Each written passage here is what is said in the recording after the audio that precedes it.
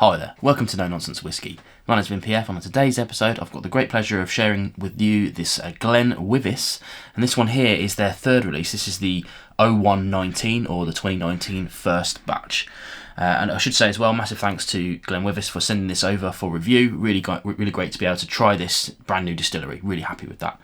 Now, as I said, this is their third bottling, so they're a relatively new distillery on the scene. If you haven't heard of GlenWyvis already, they are really new. You know, they were established in 2015. They are a 100% community-owned distillery, so they did some kind of like share investment style things a couple of years ago. You can still get involved in that. Some details on the website below. Check out links in the description. They've done sort of 3 batches, relatively small batches. This one here is sort of 12,000 bottles, so it's all very kind of transparent, and they've got lots and lots of information about each of these. The reason why I like this kind of vibe is because, you know, this is a relatively cheap whiskey. It's 60 quid, which is about the kind of going rate for brand new whiskies at about that kind of 4-year age, but they're doing, you know, a lot of non-profit work there as well. I mean, I'm not saying they're not taking everything, but, you know, they're obviously reinvesting that back in the business, but they're doing quite a whole heap of things in their local area for the community, for charities and things like that. They've got a goodwill fund that they're siphoning off some of the profits to, that go straight back into their local community. And when I said it was community owned, that really is local as well. They were quite keen on making sure that local people were involved in the project, although now I think that's opened up a bit wider, but still, the whole point is that this isn't a kind of like a money-making exercise for these guys. They want to make good whiskey, they want to sell good whiskey, and they want to help support the local community up near them. Now, of course, this is a distillery relatively near Inverness, so up in the Highlands, so, you know, it's a pretty good little neck of the area. In fact, I've never actually been up there myself, but I would really love to get up there one day. One day I'm going to do a proper big tour of Scotland and whatnot. Unfortunately for me, COVID and then having a small young family has kind of put pay to that, but I'm definitely going to be up there one day. Okay, so then let's get back onto this one here. Now, this one here is a really interesting one because they've got so much information online, and it really makes my job very easy. You know, I'm going to probably throw some of that information up on the screen at some point, but very transparent, and I really like that. There's quite a lot of old school Scottish establishments that aren't very transparent. They're hiding a lot of their information. Hiding is probably not the right word, but still, it's not readily available, and even if you called them, I'm pretty sure you wouldn't get quite a lot of detail. But here they go into everything. They go into the kind of like fermentation times, what barley they're using, what you know, when it was distilled, down to the kind of cask types and whatnot, which is really important for kind of understanding what whiskey's going to be like before you try it, especially at this kind of youthful age. So yeah, what I'm going to do is I'm going to throw that up on the screen, and we're going to have a quick look down through some of the different cask types and whatnot. But here, like I said, you can see here all the different kind of waters and the yeast that they're using, fermentation time, their average set temperature, the spirit cut point, which, you know, is pretty interesting at 71 to 65%. The average filling strength as well, which I think is just a little bit higher than kind of you would normally see, which I think is 63.5, but I like that. But yeah, the cask types is the really interesting part, because here you can see it's a batch of 33 different casks, 24 ex-bourbon casks, it's 2 first fill ex-red wine casks, 2 first fill ex-moscatel casks, 2 first fill ex-masala casks, and 4 refill hogsheads. And then it goes on to say that if it says refill at any point during that, it's held an unspecified, unpeated Scotch. And then there's a few other information pieces as well about when it was filled and when it was bottled and all of that jazz. But yeah, as you can see, there's a supreme amount of information about this bottle available, which I really like. They've done that with their other bottles as well. They did an inaugural and then a kind of batch 2 for 2018, and now this.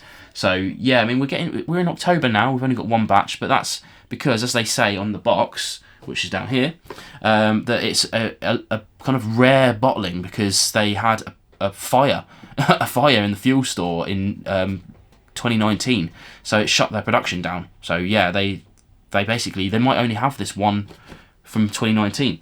Now, I should say as well, I haven't tried the other 2 so far, so this isn't a comparison of the range. This is just a review of this single bottle here. But you know, without enough whittering, let's get on to the actual whiskey and see what we've got. Natural colour, non-chill filtered, 46.5%, 60 quid. So yeah, you can see here it's got a kind of like a very light straw, like kind of white wine vibe about it, which, you know, I've always said on this channel, I've no problem with whatever colour a whiskey comes through. I actually don't really have a problem with added colour. I just like it to be stated on the label if it's going to be added, but obviously I prefer it to be natural colour if possible. Let's get onto the nose then and see what we've got. For me, this is immediately heaps of vanilla. It's got a kind of heathery floralness to it. And on the back end of the nose, you're getting a kind of a citrusy, almost a lemon peel vibe to it. It's not quite kind of fresh squeezed lemon. It's definitely that kind of like, you know, dried lemon peel, like I say. Let's try on the palate.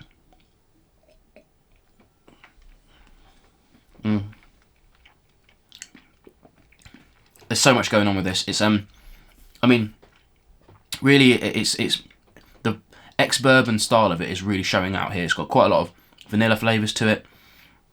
But then those kind of like speciality wine casks that they're using, really giving it a kind of interesting dynamic at the back end, which is, I mean, I've said here, like hedgerow fruits, predominantly blackberries, which is a really interesting kind of thing. And the vanilla's hanging around all the way through that. It's kind of like somewhere in between a creme brulee and a crumble. You know, I wouldn't want to say it's either or. It kind of swings depending on your mood, I guess. But really interesting kind of flavour profile. The finish, I would say, is probably medium long. More of those fruits are coming through a lot. I mean, I've tried a lot of whiskies recently that are sour on the back end, which is, again, by no means a bad thing, but this isn't that. It retains its kind of like kind of heathery fruitiness, the blackberry notes all the way through it, and it ends in a kind of like a peppery kind of spiciness on the back end, which is really nice. But yeah, like I said, kind of medium long-ish. I think it's lovely. It's a really nice looking dram, really nice kind of packaging that's coming through this. You know, this box is lovely. I don't often put the boxes up on my videos anymore because I'm doing this kind of like pedestal thing, but yeah, it's worth noting that it looks lovely. And obviously a really nice story. You know, a lot of new distilleries have nice stories, but the fact that this is 100% community owned, the fact that it's kind of doing quite a lot for local non-profits and things like that is really, really good. The fact that they have like a extreme transparency across the board, and the fact that they've got like their whole team is up on their website. You can see the people that are making the whiskey, but you can also see the board of directors that are helping keeping this kind of community led and keeping the non-profit stuff going. I think that's really good. I'm really impressed with stuff like that, and I'm really impressed with this whiskey. You know, 60 quid I know is a lot of money, and I think this is definitely worth it when you look at what's gone into it, the cask makeups, the relatively small batch, 33 casks, brilliant. But it's pretty much the going rate for newer whiskies these days, and I think that's just a nature of the batch size of these things. So yeah, for me, if you're interested in kind of new and interesting whiskies, this is definitely worth checking out.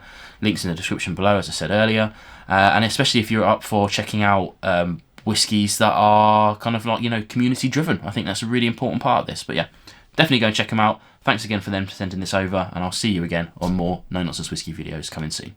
Cheers.